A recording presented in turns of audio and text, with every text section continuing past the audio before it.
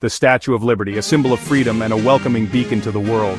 It is one of the most famous statues on Earth. But what if I told you that for years America refused to pay for its pedestal and the entire project was on the verge of collapse?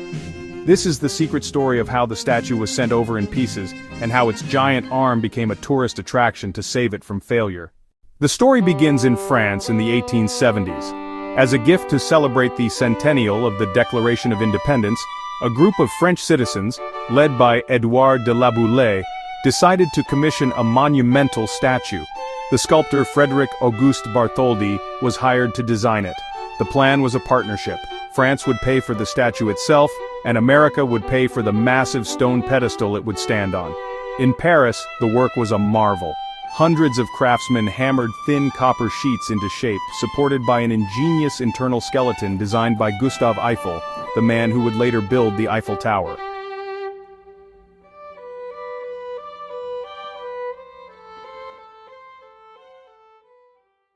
France held up its end of the bargain. The statue was a masterpiece. But in America, the project was a disaster. The fundraising committee for the pedestal could not raise the money. The American public was largely indifferent, and many politicians saw it as a waste of funds. The project stalled. In France, the completed statue had to be assembled and then disassembled and packed into over 200 crates, with nowhere to go. It was a grand gift that America was, embarrassingly, about to reject. In a desperate attempt to spark interest, Bartholdi sent one completed piece of the statue to America ahead of time: the massive arm and torch. It was first displayed at the 1876 Centennial Exposition in Philadelphia, and was later moved to Madison Square Park in New York City. And this was the secret that saved the project.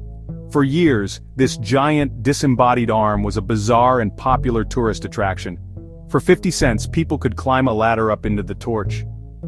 It was the first time Americans could see the incredible scale and beauty of the project up close. It made the statue real. Seeing the renewed interest, the newspaper publisher Joseph Pulitzer launched a groundbreaking fundraising campaign in his paper, The New York World. He lambasted the rich for not donating and promised to print the name of every single person who contributed, no matter how small the amount. It was one of the first ever crowdfunding campaigns. The response was overwhelming. More than 120,000 people, most giving less than $1, sent in their donations. The people, not the government, had finally paid for the pedestal. With the money finally raised, the pedestal was built, and in 1886, 10 years late, the Statue of Liberty was finally dedicated. A monument saved from failure by its own disembodied arm, and paid for by the small donations of ordinary citizens. A gift from the people of France, truly built by the people of America. If you enjoyed this journey into a secret history, please consider subscribing to NeuroNexus Earth.